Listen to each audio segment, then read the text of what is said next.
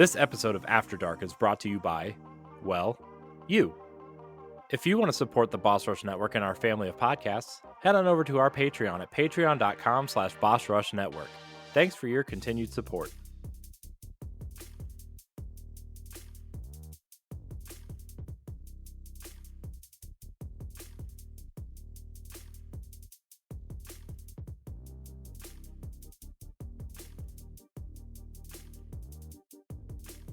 Hello everybody, welcome to Boss Rush After Dark, the alternative podcast here on the Boss Rush Network. Clearly I'm not Laron. I know we look the same, we are brothers at heart, but very clearly not Laron. We are on site at PAX East. I am your host for this episode, this very special episode, Courty Dirrig, and alongside me for this episode is Hellen Norris and Courty Yikes, our part of our writing team and social media stuff, and we are going to talk about mental health. It is a topic that has come up recently. We have a video game book club out for patrons, will be out shortly for everybody, for Hellblade: Senua's Sacrifice, a game that focuses on mental health, on psychosis, and I think we all have experienced some sort of mental health issue in one way or another. We saw a lot of mental health, or places that provide help for people struggling with mental health. Guardians Mental Health, Geek Therapeutics was here. There were a few other tables that had things going around for mental health. Mary Helen, this was a topic that you actually brought up and was very important to discuss. For a couple of reasons. I'm going to steal some verbiage out of Guardian's pamphlets, but 1 in 4 people do suffer with mental health issues.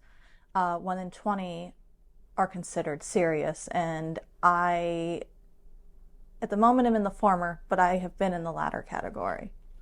That's part of the reason why it's such a near dear cause to me. It's been a 4-year journey, and I'm in a better place than I was even 6 months ago, but that's why I'm so passionate about it, because there is a bit of a stigma to mental health and for someone that's seeking help or someone that's having to go on medication for an extended period of time to help get them to that spot, or even if they're staying on it permanently. And there's nothing wrong with that. There's nothing wrong with seeking help. And when I saw that Guardians and Geek Therapeutics was going to be there, I wanted to speak with both of them, and I have spoken with both of them while we've been here at PAX. And also through Whitethorn Games, got a couple additional organizations I want to take a look at next week when I'm back home, to see if we can touch base with them and maybe also work out something, because May is Mental Health Awareness Month. We're already like a month away from that. It's the end of March. It's insane. I know. I had this weekend always felt so far away, and now it's here and almost over, and now we're almost into May and summer. But I think I had a couple great interactions with Guardians Mental Health this week. Joe was very, very helpful and very, patient, kind of listening to me. I wasn't aiming to open up to him, but you say you've been on a 4-year journey. My journey has been a little over a year, trying to accept certain things. And I'm in the Destiny community. I'm pretty deep in the Destiny community, and Guardians Mental Health has always been there. Like, it's always been present. They sponsor Bungie's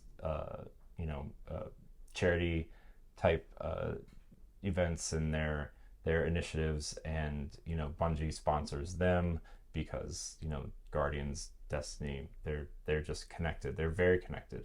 And did you know that in the load up for Destiny, I forget how frequently it is, but every so many load ups, there actually is a tab that will appear on your screen that says mental health. Yeah. And if you click that tab, it actually will take you to all of their resources. Mm-hmm. Wow. Yeah, it's if you play on PC, you can click the link, and it actually pops up every couple times you load into the world. It'll just pop up at the bottom, along with a lot of its ticker type stuff, in helpful hints and stuff. But there is a Bungie support and a Guardians Mental Health link on the PC version. Now, if you're playing console version, the link is still there, but you can't click on it, right? It's just because you're on console. But yeah, I had a great interaction with Joe. He's actually going to be on for a spotlight, an After Dark spotlight. Is that going to be a thing now?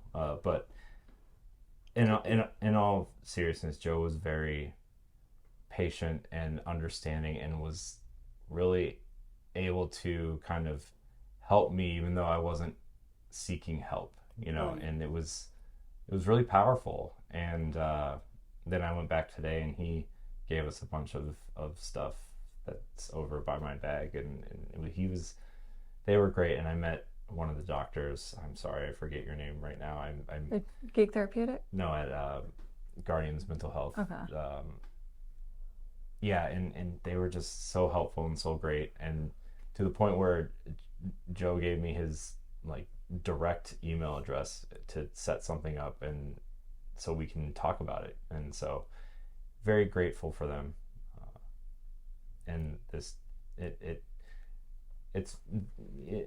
I would say Boss Rush in general and After Dark in general, but I don't talk a lot about my issues for various reasons, right? And everybody here has allowed me to open up about it. Yeah. And that's also really helped.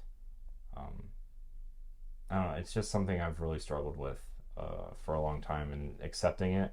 Obviously, acceptance is the first step in anything. So yeah. Yeah. Not just that though. You gotta realize also when you were younger, that generation dealing with mental health, it's shake it off, you're fine. Yep. Move on, get over it. And now it's everyone's it's okay, you can't open up, and it's so hard to break what your parents were taught or what they were taught by you. And it's just kind of it's kind of nice to know that even at PAX there was things for people in the gaming community, because you're not just tied off alone in your room and letting that be your therapy. It was more of there is an actual person. It's not just a computer or a character that you hold on to for dear life because that's that person. There were two interesting resources I discovered. One was there was an AFK room at PAX. Well, we're still technically in the middle of it. Essentially, it's a place where if you needed to get off the floor, especially here on day 3 on the Saturday, the crowds got to be a lot, and there was even a point where I was I might have to step away soon, just because there were so many people. There was so much. I hid in the media room. I think we all at various points had to dart into the media room. Ed's gonna walk in front of the camera, everybody. Everyone say hi to Ed. Oh, I was gonna just grab her on the side. Oh. Just kidding. Ed's not going to grace us with his presence. No. We're sorry. Another one was over at Geek Therapeutics in their booth. They had a wheel. They have a therapy deck, a geek therapy deck, and you had to pick a card and have a self-reflection question, and then you got to spin their wheel to get a free something, it was mini die, stickers, all these things. And so yeah. It's too late. Oh my gosh. This very serious episode, and Ed's crawling on the floor to get through so he doesn't... You see his butt. Yeah. I'm leaving this in the video, by the way. I'm leaving this in, mostly because I don't feel like doing a hardcore edit on this video. So, yeah. You're stuck there for the rest of this, just so you know. I actually meant to go do that wheel thing, and we all were very busy. It's been a lot. You still have time tomorrow to try it out. Yeah, I know, but I'm using tomorrow morning to kind of finish any last minute things and say goodbye to everybody and that kind of thing. But oh my gosh, Ed the sequel, even though I distinctly told him no. Yeah. But yeah, I definitely felt really overwhelmed, especially yesterday. And today for the most part, but I was on some pretty big celebrity highs today. I'm not gonna lie to you. But yesterday I felt really overwhelmed to the point where I came up around on lunchtime, I guess, and sat, and Stephanie and David were working. I just sat down. And David looked at me. He's like, "You're all right?" I'm like, "I just need a minute." Yeah, and so, yeah, but I appreciate that, Geek Therapeutics offers that, and, the AFK rooms, and I'm glad there are organizations out there that will help people, because like you said, there is a stigma, and there's different stigmas for different types of people. And Courty, you brought this up, the generational stigma of like, for me, it's you're the man. Mm-hmm. You need to be the rock for your entire family. The feelings you feel need to be bottled up because you need to take on the, I don't want to say burden, that's the wrong word, but that of your family. If they need something, you need to be there. Yeah. And it's just very frowned upon for a man to have feelings, even to this day. And in the Midwest, it's still like that, and even though I don't want to say we live in a fantasy world where we all kind of, we can unplug a little bit. Yeah. But, how we all feel with each other, and, even here at PAX, which is an amazing group of people that we've all met and shared stuff with, there's still that feeling of going back to the real world and realizing like this part of your life will now expect you to be a certain way in this part, and it's not the way that the gaming community expects it to be, or the quote unquote woke community expects it to be, right? Like it's sad that the real world is still having these stigmas. Yeah. And it's, as we mentioned, 1 in 4 people suffer from it. I know, like when I said 4 years ago, part of it was I just hit a point where I kind of snapped. I had lost a job, which forced me to have to move back home to my hometown and back in with my mom. Turn around 4 months after I moved back in, this the pandemic, which caused a lot of mental health issues for a lot of people. Mm-hmm. Then 2 months after everything started getting bad there, my childhood dog passed away. Oh man! And in like a few weeks after that, like I got sick, like chronic illness sick, still trying to manage that sick. And so like it was 4 things at once that just hit, and so it's been a journey, and I'm willing and open to talk about it more, because the more that we talk about it, the more normalized it is, and the more people are like, yeah, I'm going through something like that. Yeah, they can end up resonating with you after you tell your story too, which is like a good way for someone to like feel brave enough to open up a little bit too, which is really good. Which is why like I appreciate Courty giving me the chance to come on this episode of After Dark and talk about this. Of course, I wish we could have done this sooner. And give me the chance to say, yes, there's more. We're going to do more of these. We're going to talk with Joe on either a spot, and I guess an After Dark spotlight. Yeah, well, I mean, he's gonna be. I'm so excited to talk to him. He's just so genuine and so nice, and he's super sweet. And it was funny. We were talking about having him and the other gentleman that I met both on, and Joe's just like, yes, he's going to provide the information. I'm just going to sit here and stroke my beard and make him think I'm smart, but I'm really just the guy. Right. And I appreciated his humor, and like, I'm the type of person that appreciates humor in serious situations, and I know a lot of people don't. And for me, when I'm uncomfortable in a serious situation, I always try to crack a joke, and it's just like an instinct. And people react to it so bad. I know. I'm also that person in the room. But you just opened up a little bit, and like, aside from all the things that I've gone through in my life, I haven't really. I mean, I've told them, right? But like, and I have a hard time even telling my parents this, because they don't believe in mental health and all that stuff, right? Because they're in their 70s. They're done learning things. Yeah. I wish I could teach them, but it's fine. Your dad still like keeps up and keeps everything like bottled inside because he's mad. Yeah. Okay. Yeah. And so, but last year, and this is when I kind of like went to a doctor for the first time to see what was quote unquote wrong with me. And so we did a few things. We talked. We didn't run tests, but we did like some mental exercises, and my wife went with me. I was diagnosed with ADHD, which I know is like a lot of people kind of outside of believing mental health is a fad diagnosis. It's the fun diagnosis. It's you have trouble focusing. You have to always try to be multitasking. You always start new projects when you're bored. And yes, that's totally me. But also something that I learned is that the way my brain operates and I know everybody here has witnessed it while we've been here. Overthinking, am I in the way? Did I felt terrible that the cheese and the ham was left out because I was the last person to use it and I didn't put it away, right? Or like, it's little things like that at the end of the day aren't really a big deal. Yeah. But for me, it was like almost like a life-altering like feeling. And I talked to my doctor, and this is how I feel in a lot of these situations. And if someone isn't talking to me, are they mad at me? Is it my fault type thing?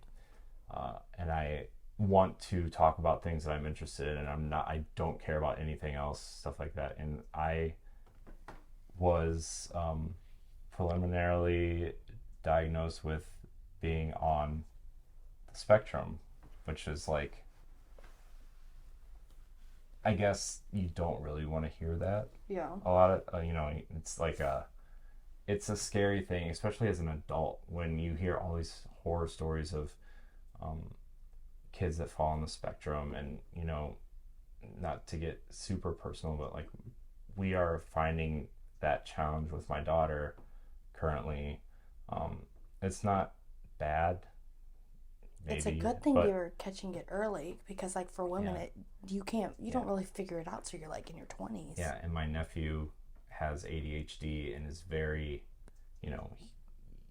but the thing is, what I learned from my nephew is that he's excited to talk about his issues, and his mom is very open to talking to him about the things that he's feeling or the things that he's going through. And like, that's a very positive thing, because we're seeing, even if it's just one case that's talking about it, it's still one person that's talking about it openly and making it normal for him to live his life and let him be able to express how he feels about what he's going through. And it's awesome.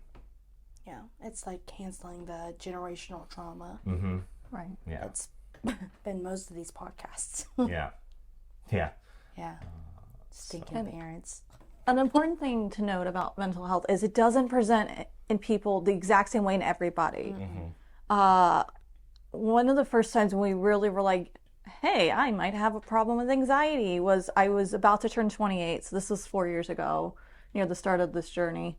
And I called my doctor's office. I'm like, I'm having a heart attack, like 3 weeks from 28. Mm-hmm. And like, pain in the, like full on symptoms of a heart attack. And they were like, well, we think you should go to the ER. And I'm like, girl can't afford that copay.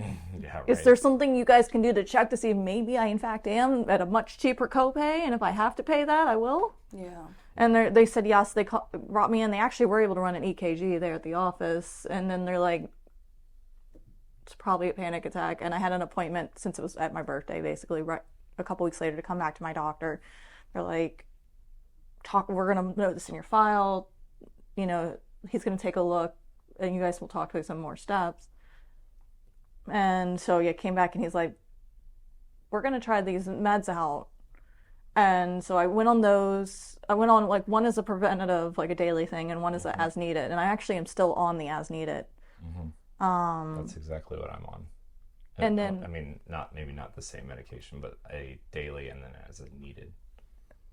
And then a few months later, I went on an antidepressant as well, because I came in for a follow-up visit to check the anxiety meds, and he's like, I think we need to do this too. So that one, we actually had to experiment with a couple to find one. But I actually my doctor took me off everything but the just in case it gets bad one about 6 months ago. So It's awesome. we're seeing how it goes. There's a history of it in my family, and I'm, grew up well aware. Since it's not my story to tell, I won't share some of what happened to members of my family, but, part of it is being aware. It's that generational trauma, and it's also that awareness that it is genetic, and you can be predisposed to it, and that means there's nothing, I can talk, I'm sorry. No, keep going. It's not that there's anything wrong with you, it's just go seek that help, that first step. Talk to your primary doctor. They may refer you to counseling, therapy, a psychiatrist, or they may also be the one to prescribe you with something. And it's okay to take something. It's okay to stay on it forever, or it's okay to stay on it for 2-3 years and then they try to wean you off. Yeah. Don't try to ignore your doctor or go, I don't really have that, or, and then you're experiencing the symptoms for the rest of your life and going, oh no, this is just how I normally feel, when you should not feel that way. Yeah. At all. Right. I know we mentioned it on the regular Boss Rush podcast when we were talking about PAX, but I'm going to bring it up again, and then I'm actually going to look something up really quick. But Guardians Mental Health, it's guardiansmh.org. They have plenty of resources, and keep an eye out in this space and on bossrush.net. We're going to start sharing more resources and that are available not just in the gaming space, but for mental health in general, but especially we want to focus on the gaming space and come to where you guys are as gamers. And I did also want to grab, and I should know this number off the top of my head, and I don't. Hold on one second. While you look that up, I just want to say, personally, as I guess the de facto leader of this team, I'm going to really push to work and hopefully do more than just Mental Health Awareness Month with Guardians Mental Health. I want to make it an ongoing thing, whether we have them on every 6 weeks, every 2 months, every couple of weeks in terms of some sort of recording. And I know I would like to follow up with people all the time, and things happen and whatever, but yeah. I guess if you're an organization that, needs your voice heard, or, you want to reach out and have someone else explain your story, we're talking about Guardians and Geekly from PAX and stuff. Courty's email is always open. Yeah, Sure we'd love to hear from you, be able to share your resources with our audience and with the gaming community in general. And on a more serious note, if you are listening to this and are having suicidal thoughts or thoughts of self-harm, the National Suicide Prevention Lifeline is open 24/7 at 1-800-273-8255. That's 1-800-273-8255. And in some places, you can also just dial 988 and you will get them. There's someone always there ready to talk with you about what's going on. And honestly, even if you just, are a follower or whatever, and, you're hearing this podcast and you're like, oh, these people sound so great, and you just need, an ear. There's multiple ears. We're just, hey, how are y'all? I heard your podcast about mental health and wanted to reach out. Just, shoot my shot. How are you? Yeah, I mean, my DMs are open for a reason. Yeah. I know this is after dark, and most people think that's for a different reason. But seriously, we've had people reach out to us in ways that I have never expected, and not very many, but a few. And it's been, reach out to me, reach out to, I know since you're the very large mental health advocate, I don't know if you want them to reach you anywhere. Yeah, you can find me on Twitter, because I refuse to call it X, at girlinpink44. My DMs are also open. Feel free to reach out. I will apologize in advance for the large, well, actually, now that I'm done with March, there will not, you have a reprieve from a large amount of basketball-related tweets, but... Yeah, we experienced that the other day. You guys got a muted version of that. We'll talk about. Yeah, that was muted. Oh, yeah. The energy shifted in the house. I was like, oh, someone's mad. Good times. Well, Mary Hellen, thank you for spearheading this initiative. It's a very important one that we probably should have spearheaded a long time ago, but I appreciate your work going into PAX and you know, obviously beyond as we move forward. Courty, also thank you for joining us on this episode. Yeah, if you ever want to talk about generational trauma, I'm your gal. That's for sure. On that note, thank you guys for watching Boss Rush After Dark. If you want to support the podcast and get it 2 weeks early, you can go to patreon.com/BossRushNetwork for just $1. Every episode is 2 weeks early, ad-free. What else? You get other early access perks to our other podcasts as well, like the Boss Rush podcasts and Expansion Pass and Book Club and all those things. BossRush.net is our website. You can read articles mostly from these two. I try sometimes. But yeah, thank you guys so much for watching and or listening. And until next time, we love you. Goodbye. See you guys. If you want to see how you can become a Patreon producer, head on over to patreon.com/BossRushNetwork. The Patreon producers for this month are Adriel Munger, Austin Campbell, Celeste Roberts, Christian S., Sana Dirrig, Francisco Santillan, Matthew Keel, and Todd Oxtra. Thanks for your continued support of the Boss Rush Network.